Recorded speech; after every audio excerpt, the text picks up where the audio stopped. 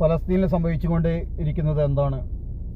ആദ്യം അറിയുന്ന സത്യം, സമാധാനപ്രാവുകൾ ആയവർക്ക് ഇസ്രായേൽ ഏതെങ്കിലും ഒരു കാലത്ത് സമാധാനം ആഗ്രഹിക്കുന്ന രാജ്യമാണോ? ഇല്ല. ഇസ്രായേൽ അന്നും ഭീകരരാഷ്ട്രമാണ്, ഇന്നും ഭീകരരാഷ്ട്രമാണ്. അവരുടെ കുലത്തൊഴിൽ തന്നെ ജനങ്ങളെ കശാപ്പ് ചെയ്യുക എന്നുള്ളതാണ്.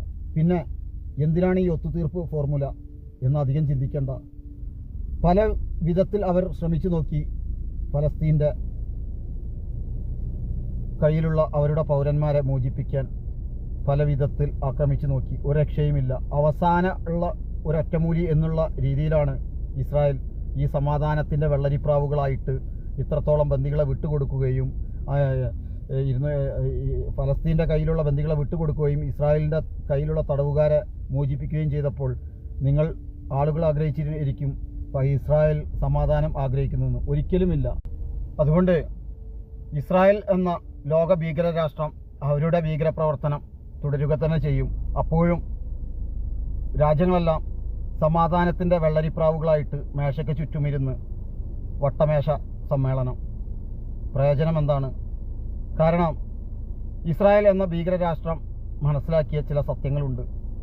ഞങ്ങൾ എവിടെയൊക്കെ അതിക്രമിച്ചു കഴിഞ്ഞാലും പ്രതികരിക്കേണ്ട ആളുകൾ ഈ വട്ടമേശ സമ്മേളനമല്ലാതെ വേറൊന്നും നടക്കാൻ പോകുന്നില്ല. ആരെ വധിച്ചാലും, ഏത് പാവങ്ങളെ നിഷ്ഠൂരമായി വധിച്ചാലും പ്രതികരിക്കുന്നവരുടെ പ്രതികരണശേഷി ഓൾറെഡി അവർക്ക് അളക്കാൻ സാധിച്ചു. കാലങ്ങളായി തുടരുന്ന ഈ ഭീകരാക്രമണം കണ്ടിട്ടും ഇന്നും വട്ടമേശ സമ്മേളനം അല്ലാതെ വേറെന്താണ് നടന്നിരിക്കുന്നത്? അതാണ് ഇസ്രായേലിൻ്റെ മുതൽക്കൂട്ട്. കാരണം ഞങ്ങൾ ആരെ വധിച്ചാലും ആരെ കൊന്നാലും ലോകരാഷ്ട്രങ്ങൾ വട്ടമേശ സമ്മേളനം കൂടുക, അതുമാത്രമേ നടക്കുകയുള്ളൂ. അതുകൊണ്ടാണ് അവർ ഞങ്ങൾക്കിനി അവരുടെ കഴിവിൻ്റെ പരമാവധി പരിശ്രമിച്ചു ഇസ്രായേലിൻ്റെ ജനങ്ങളെ ഹമാസിൻ്റെ കയ്യിൽ നിന്ന് ബന്ദികളാക്കപ്പെട്ട ആളുകളെ തിരിച്ചു കിട്ടാൻ പല വിധത്തിൽ ആക്രമിച്ചു നോക്കി. അവസാനം ഒരു രക്ഷയുമില്ല എന്ന് കണ്ടപ്പോൾ ഒത്തുതീർപ്പ് ഫോർമുല, വെള്ളരിപ്രാവുകൾ എല്ലാം ചിറകിട്ടടിച്ചു പറന്നു. എന്തിനു വേണ്ടി? ഇനി അധികം ചെലവാക്കാതെ ഞങ്ങളുടെ പൗരന്മാരെ രാജ്യത്ത് തിരിച്ചെത്തി. ഞങ്ങൾക്ക് ആക്രമണം ആണ് ഞങ്ങളുടെ കുലത്തൊഴിൽ.